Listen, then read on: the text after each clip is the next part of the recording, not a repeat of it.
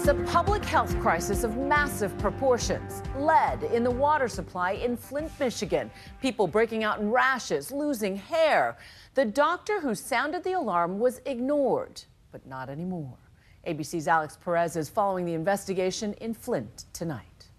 3, 2, 1. It was supposed to be a moment of triumph. Cheers erupted as the then mayor of Flint, Michigan, officially turned off the water feed from Detroit. Here's the Flint. And began pulling its supply from the local Flint River. Little did they know that this cost-cutting move would have devastating consequences. Cheaper than using Detroit water, but at what cost? Everybody's health, people dropping over dead and getting sick. Clean water! Now, almost 2 years later, Flint is in a state of federal emergency. Our children should not have to be worried about the water that they're drinking in American cities. That's not something that we should accept. President Obama releasing $80 million in aid to Michigan to help Flint repair its water infrastructure, as National Guards continue to cart in thousands of bottles of water and filters. But on that day, back in April of 2014, as the mayor pressed the button, no one knew what they had put into action. Just weeks after the switch, complaints began pouring in about the discolored and foul-smelling water running from the taps. And there were the mysterious ailments you can see in these photos of 2-year-old Sincere Smith, who had become the face of this public crisis, suffering from severe rashes, hair loss. At the time, his mother had no idea what it was, and she was not alone. My son Jordan, he's been in the ER twice, early summertime with the rash all over his body from the water. Today we went in for high fever, cramping, sore throat. Mothers like Brandy Luck were starting to turn up at emergency rooms all over Flint. This is Jaden. Jaden was seen today for a severely sore throat, very swollen, very red. Longtime residents Jacob Urek and his wife had taken to bathing their young children with bottled water. You hear of all these Legionnaire's disease or the dermatitis, all these different things that are happening more and more frequently, and nobody's accountable. No one's been prosecuted. No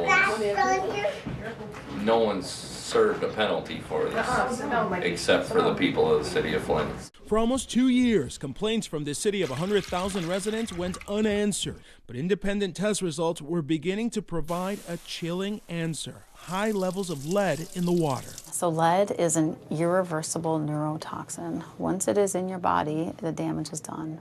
Dr. Mona Hanna-Atisha, director of pediatrics at the Hurley Medical Center in Flint, was one of the first to sound the alarm. And what we noticed was that after the water switch, the percentage of children with elevated blood levels doubled in the entire city of Flint, and then in some neighborhoods it actually tripled. But when she released her findings in September of 2015, right away we were attacked. We were told we were wrong, that we were unfortunate researchers, that we were causing near hysteria. 2 weeks later, officials could no longer ignore the signs and officially declared the water unsafe.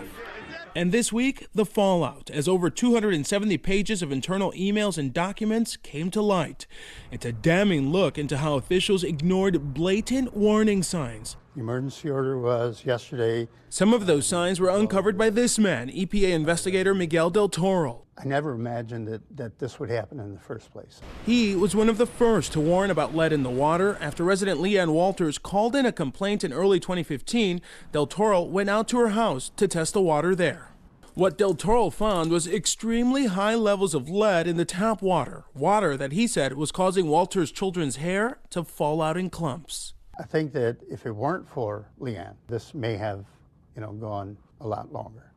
After talking to the State Department of Environmental Quality, Del Toro made another stunning discovery. The river water being fed into the taps was not being treated with anti-corrosion agent as required by law. It's inconceivable that you would allow a system with lead service lines, a large system, not to have the treatment in place. In the spring of 2015, Del Toro warned the agency that the state was understating the lead levels in the city's water.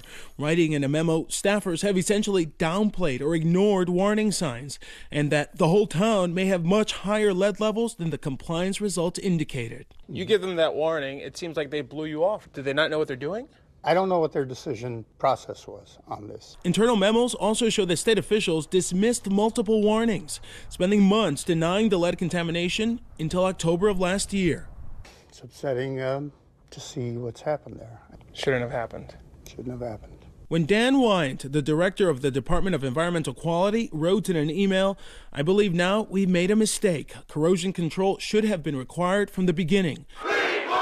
The admission has been met with public anger. In a city where more than 40% live below the poverty line, residents are asking if they're being left behind. If this was a highly generated economy and it was booming here, then yeah, it wouldn't have made it past 3 months. Flint's water supply has since reverted back to Detroit's Lake Huron, but the damage has already been done.